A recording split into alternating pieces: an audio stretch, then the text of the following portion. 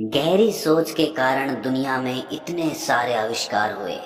अगर हमारी इस दुनिया के वैज्ञानिक गहरी और ज्यादा सोच नहीं रखते तो इतने सारे आविष्कार कैसे होते। कैसे ये गाड़ियां बनती, कैसे ये बिल्डिंगें बनती, कैसे ये मशीनें बनती, जरा सोचो। और फिर हम कहते हैं कि ज्यादा सोचना बहुत हानिकारक होता है, वो आपको डिप्रेशन में लेके जाता है। क्या सच में ऐसा ही है? क्या आदमी को ज्यादा नहीं सोचना चाहिए? क्योंकि अगर ऐसा है तो इतने बड़े बड़े आविष्कार कभी नहीं हो पाते। लेकिन समझने की बात यह है कि हम किस विषय के बारे में अपनी सोच ज्यादा रखते हैं, किस विषय के बारे में हमारी सोच ज्यादा गहरी होती है। अगर सही दिशा में सोचा जाए तो आपकी सोच ही आगे के लिए आपके रास्ते निर्धारित करेगी। लेकिन अगर आपकी सोच इधर उधर बिखरी हुई है, अलग अलग दिशाओं में है, तो वही सोच आपके लिए आत्मघाती बन जाती है। एक नदी को देखिए, जब वो एक धारा में बहती रहती है, एक दिशा में बहती रहती है, तो वो कितने लोगों का उद्धार करती है। लेकिन अगर वही नदी इधर उधर अलग अलग दिशाओं में बहने लगे तो वही नदी विनाशकारी बन जाती है। सर्दियों में आग तापना किसे अच्छा नहीं लगता, लेकिन आग एक दूरी से ही तापी जाए तो ही वो आनंद देती है। लेकिन कोई आदमी अगर ज्यादा आनंद लेने की चाह में अपना हाथ उस आग में ही डाल दे तो आग तो उसे जला ही देगी। इसी प्रकार हमारी सोच होती है। सोच को सही दिशा और उसका सही मूल्यांकन बहुत जरूरी होता है। आज की जो बोध कहानी मैं आप लोगों को सुनाने वाला हूँ, उसमें आपको सही नजरिए से सोचने का एक रास्ता मिलेगा। उसके बाद आप अपने ज्यादा सोचने की बीमारी से परेशान नहीं होंगे, बल्कि वही चीज आपके लिए ताकत बन जाएगी। इससे पहले कि आप इस कहानी में खो जाएं, इस चैनल को सब्सक्राइब जरूर कर लें। बात उस समय की है जब बहुत ज्यादा संसाधन लोगों के पास नहीं हुआ करते थे। ना ही गाड़ियां हुआ करती थी और ना ही आधुनिक मशीनें हुआ करती थी। जब भी किसी आदमी को नगर में जाना होता था, या तो वो पैदल जाता था या फिर किसी घोड़ा गाड़ी में बैठ कर जाता था, और इस प्रक्रिया में उसे नगर पहुंचने में बहुत दिन लग जाते थे। इसी समय में रामपुरा नाम के गांव में रवि नाम का एक युवक अपने परिवार के साथ रहता था। रवि अभी 22 वर्ष का ही था, लेकिन उसमें युवा होने का जोश और उत्साह था। वो हर काम बड़ी लगन के साथ करता था और अपने काम को अंजाम तक पहुंचाकर ही दम लेता था। जब भी किसी के साथ कुछ बुरा होते देखता तो वहीं पर वो उसका विरोध करता और सामने वाले आदमी को उसकी गलती का एहसास कराता था। लेकिन रवि की माँ रवि के स्वभाव के कारण बहुत परेशान रहती थी। उसे हर वक्त अपने बेटे की चिंता लगी रहती थी, क्योंकि उसकी माँ जानती थी कि रवि बहुत ही आक्रामक प्रवृत्ति का युवक है। और जब रवि किसी काम के सिलसिले में कभी नगर में जाता तो कई कई दिनों तक वापस नहीं लौटता। इस बीच रवि की माँ अपने बेटे के बारे में सोच सोच कर बहुत परेशान रहती थी। उसके मन में हर वक्त अपने बेटे के प्रति कुछ अनहोनी होने का ख्याल चलता रहता था। अपने बेटे की चिंता में रवि की माँ कभी कभी तो खाना पीना तक भूल जाती थी और पूरे दिन अपने बेटे के बारे में ही सोचती रहती। और ये बात गांव में रवि के दुश्मनों को भी पता थी कि उसकी माँ रवि के बारे में बहुत ज्यादा सोचती है। इसी तरह जब एक बार रवि नगर में किसी काम से गया हुआ था तो किसी ने गांव में अफवाह उड़ा दी कि रवि की घोड़ा गाड़ी पलट गई है, जिससे रवि की मृत्यु हो गई है। ये बात पूरे गांव में आग की तरह फैल जाती है और फैलते फैलते ये बात रवि की माँ के कानों में पहुंचती है। रवि की माँ जब ये सुनती है तो उसके पैरों तले जमीन खिसक जाती है।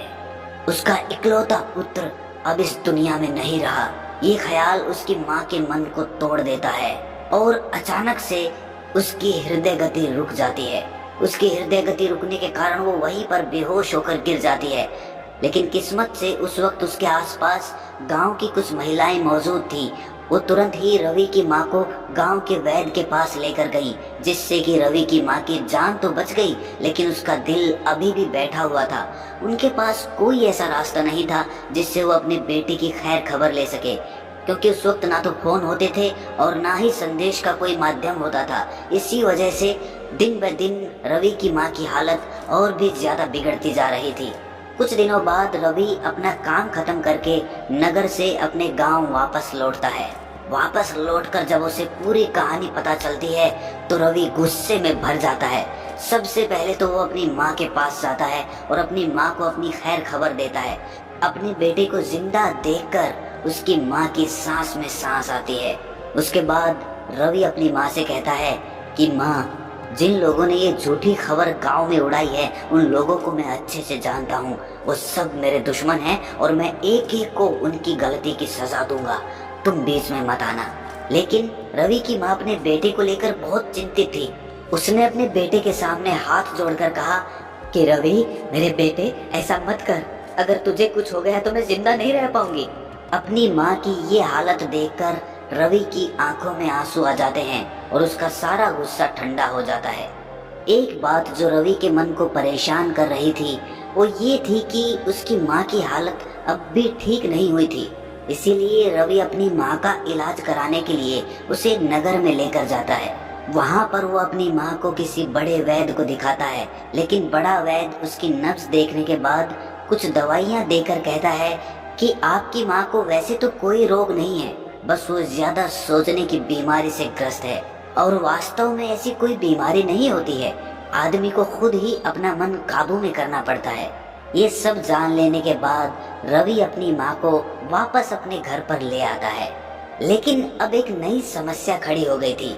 अब रवि अपने काम के सिलसिले में ज्यादा दिनों तक नगर में नहीं जा पाता था, क्योंकि उसे अपनी माँ की चिंता सताने लगी थी कि कहीं मेरी माँ मेरे बारे में ज्यादा सोच सोच कर परेशान ना हो जाए और कहीं फिर से उन्हें कोई रोग ना हो जाए। और इसी चिंता की वजह से रवि का व्यापार दिन ब दिन घट रहा था। वो इस बात से बहुत परेशान रहने लगा। उसने 1000 बार अपनी माँ को समझाने की कोशिश की कि माँ, मुझे कुछ नहीं होगा, मैं अपने काम के सिलसिले में जाता हूँ, आप चिंता मत किया करो।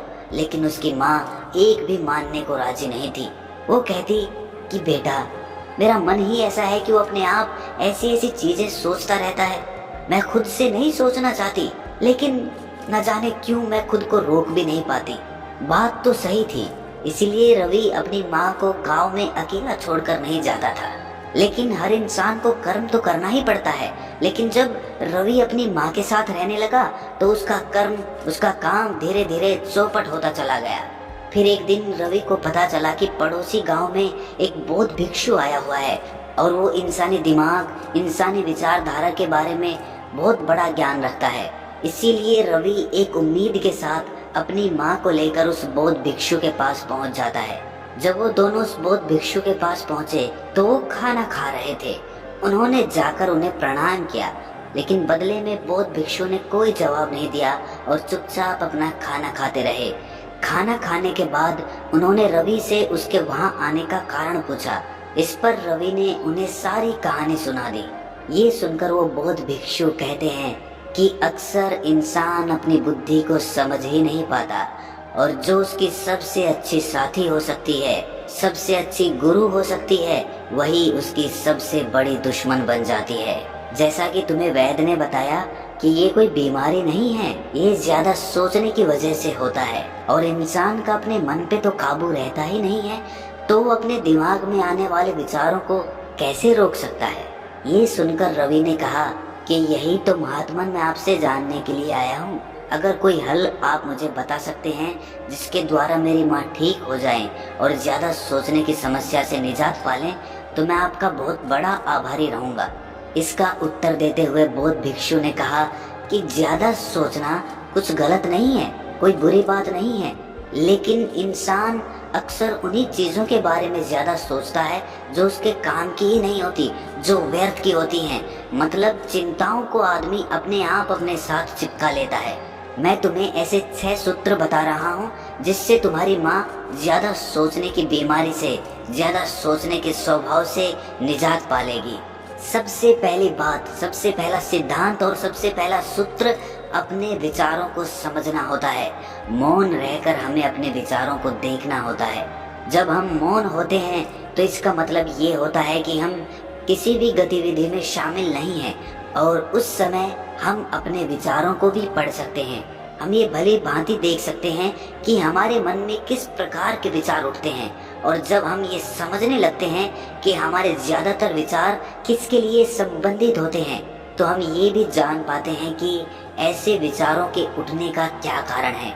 क्योंकि वही विचार जो सबसे ज़्यादा संख्या में हमारे अंदर आते हैं, हमारे दिमाग में आते हैं, वही हमारा स्वभाव होता है, वही हमारे स्वभाव को निर्मित करते हैं। और जब हम मौन रहकर अपने विचारों को समझने लगते हैं तो इसका मतलब ये होता है कि हम अपने स्वभाव को समझ रहे होते हैं। अपने विचारों को समझने के बाद दूसरा सूत्र है कि अपने सारे विचारों को एक ही काम में लगा दो, उसी में अपना पूरा ध्यान लगाओ।